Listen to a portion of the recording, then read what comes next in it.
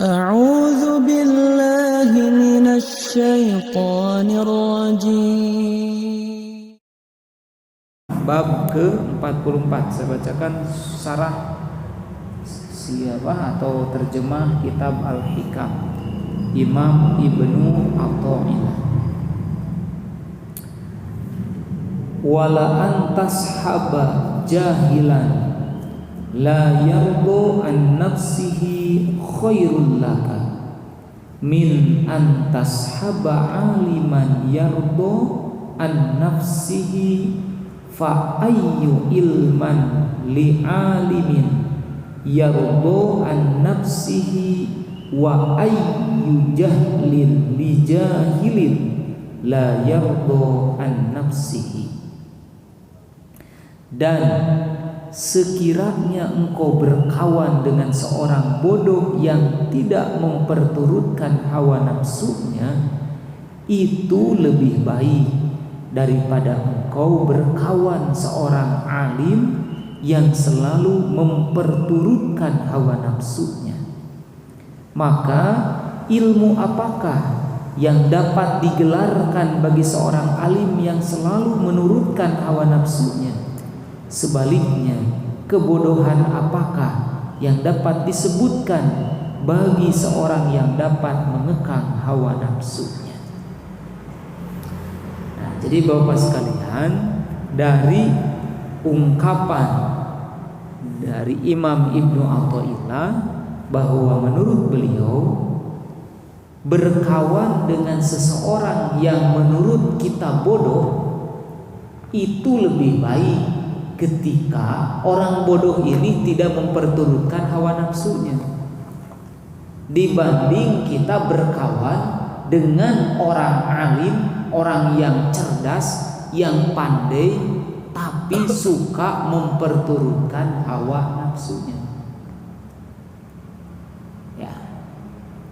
Jadi menurut Imam Ibnu Athaillah bahwa kualitas seseorang itu tergantung dari kesanggupan dirinya menahan atau mengendalikan hawa nafsu, bukan dari banyaknya ilmu.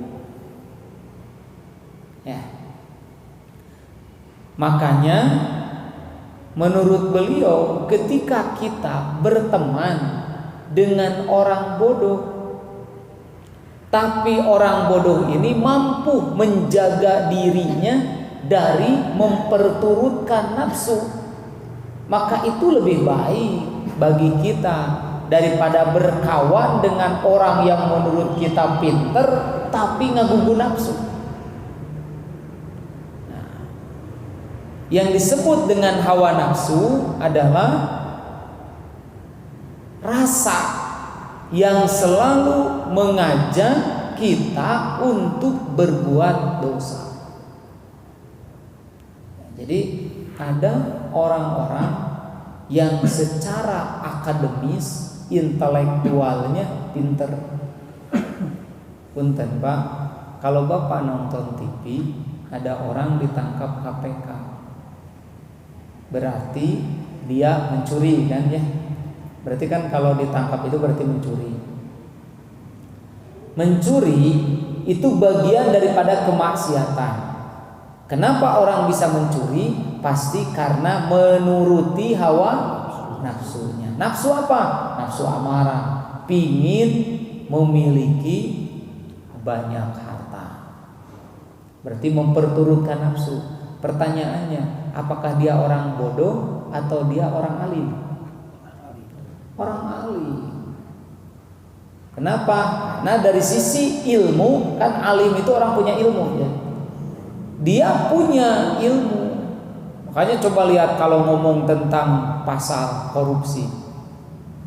Kita aja ngerti pasal sabaraha yang menyatakan orang dilarang korupsi. Apa? Manehna marah paling. Tentang pasal, bab dan lain sebagainya, dia memiliki kecerdasan. Tapi sayang, dia tidak bisa mengendalikan nafsu dunianya. Tapi di sisi lain boleh jadi ada orang yang mungkin dari sisi kecerdasan intelektualnya, punten jalmi bodoh Pak. Sekolahnya aja mungkin hanya SD, tapi dia bisa menahan dirinya, tidak mau mengambil yang bukan haknya. Maka Bapak berteman dengan orang itu lebih baik daripada berteman jeung tukang korupsi gitu, walaupun pinter. Apalagi yang memperturutkan nafsu, zina. Ya, zina itu mengikuti hawa nafsu, Pak. Karena kecenderungan mengajak kepada sesuatu yang sifatnya dosa. Maka ketika seseorang mungkin tahu dalil temenan melihat aurat yang bukan muhrim, tidak boleh memegang tangan orang yang bukan muhrim, apalagi cipika-cipiki. Siapa dalil nama? Haram karena bukan muhrim. Boleh berjabat tangan, berpegangan itu kalau dengan muhrim. Siapa muhrim? Istri yang sah.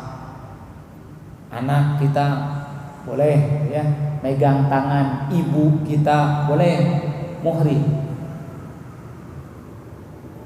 Maka di saat nafsu, kalau bicara nafsu pasti nafsu itu selalu mengajak kepada yang maksiat. Kau ningali nu geulis, hayang we melong.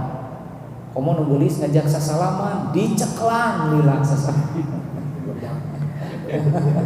Yang sasalaman jeung nu geulis sok lila ngadadak, segala ditanya bari diceklan. Hati-hati ya. Jadi orang-orang alim yang memperturutkan hawa nafsunya itu tidak lebih baik daripada orang bodoh, tapi dia bisa menjaga hawa nafsunya. Berarti kalau begitu kualitas seseorang ya menurut Imam Ibnu Athaillah bukan dilihat dari banyak atau sedikitnya ilmu, tapi orang yang berkualitas menurut Imam Ibnu Athaillah adalah orang yang mampu mengendalikan nafsunya. Makanya Pak, kemuliaan kita itu bukan dilihat dari harta. Kemuliaan kita itu tidak dilihat dari banyaknya harta, tingginya jabatan, tapi kemuliaan seseorang itu ditentukan dari akhlaknya. Korun itu kaya, banyak hartanya, tapi dia hina dalam pandangan makhluk, apalagi pandangan Allah. Kenapa? Karena memperturutkan hawa nafsu. Nafsu itu selalu mengajak kepada maksiat. Dermawan dengan kikir, mana yang lebih baik? Dermawan sama kikir mana yang lebih baik? Dermawan. Tapi nafsu ngajak kita kikir. Makanya mungkin celeng ngaliwat kumacek iman sedekah. Kumacek nafsu kedeui. Begitu ngaluarkeun dompet, sekarang saya tanya, yang besar, yang kecil, yang bagus? Yang besar dan ikhlas. Tapi cek nafsu, cari yang paling kecil. Nah, jadi nafsu itu selalu begitu. Nafsu itu akan selalu begitu, Pak. Nafsu itu akan selalu nyuruh kita untuk berhadapan atau bertolak belakang dengan apa yang Allah perintahkan. Istri marah, coba cek kebaikan, cek iman harus sabar, cek iman geus dengekeun we anteng. Istri maneh teh keur capek, tadi isuk-isuk meureun digawe teu eureun-eureun, nafsu antepkeun dengekeun kayak geus capek sorangan, cek iman. Tapi punten cek nafsu teu sopan. Ente teh kepala rumah tangga, maknya dicarikan istri. Di mana-mana ke lalaki teh ar-rijalu qawwamuna 'alan nisa. Dalil boleh jadi keluar, ilmu boleh jadi paham, tapi punten belum tentu bisa mengendalikan nafsu. Ya.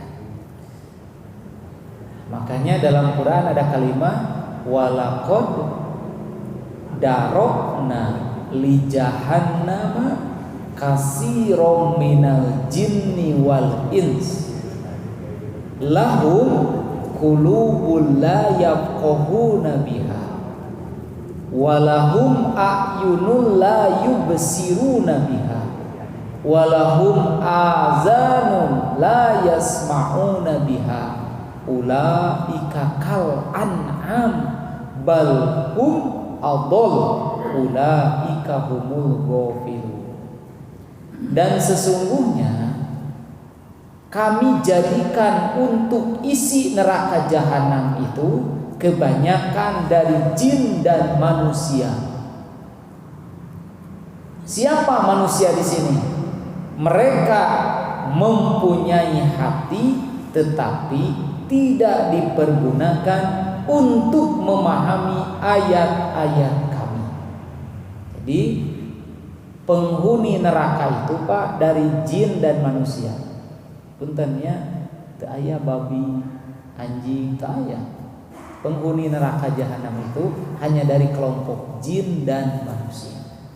Berarti kalau jin dan manusia sesuai dengan yang Allah sampaikan bahwa yang diperintah ibadah itu adalah jin dan manusia. Ya, jin dan manusia. Ari iblis kumaha? Mohon iblis teh bagian dari jin. Ya. Jadi manusia di sini siapa? Yang diberi hati tapi teu merasa gitu Pak. Ya. Boga hate tapi teu ngarasa. Kemudian apa? Lahum walahum a'yun. Mereka diberi mata. La yubsiruna biha, tapi teu dipake ningali. Jelas istri batur dianggap istri sholat. Hati-hati ya. Lahum a'yun la yubsiruna biha. Dia punya mata tapi tidak dilihat gitu. Artinya apa? Butanya itu bukan dimakna buta tidak melihat gelap seperti tunanetra, tapi buta di sini menurut Allah dia matanya melihat tapi tidak bisa membedakan mana yang benar, mana yang salah, mana haknya, mana hak orang lain. Nah, ini yang disebut dengan orang yang punya mata tapi tidak melihat. Walahum azanun la yasma'una biha. Punya telinga tapi tidak dipakai mendengar. Punten Pak, ngadenge adzan tapi teu salat. Kadenge ada ditanya, "Sadan ieu ngurus tadi atuh. Jam 12 adzan. Salat." Nah, itu teh orang punya telinga tapi tak mendengar. Dia dengar ayat-ayat Allah tapi tidak berhenti berbuat dosa. Dia dengar nasihat-nasihat tapi tidak menghentikannya dari berbuat maksiat. Nah, itu yang disebut dengan lahum azanun la yasma'una biha. Punya telinga tapi tak mendengar. Maka orang-orang yang seperti ini apa kata Allah? Ulaika kal an'am bal hum adall. Coba bayangin. Mereka itu seperti binatang, bahkan lebih sesat daripada binatang. Punten mun ucing ka warung paer, paling banter bakal ngambil naon nu dipikar sepunggur. Mun asinnya meureun ngadahar asin. Punten ciki teresepeun ucing. Komo duit. Ya, didinya duit ngagoler aya 50.000, 100.000. Gigireuna ucing apa asin. Saya jamin kucing mah pasti nyokot asin Pak. Tapi menjalmi pun duit, asin, rokok, ciki, segala diri. Nah, manusia tuh. Bahkan kalau binatang Pak, begitu ngambil ketemu atau diketahui oleh yang punya, dia akan lari.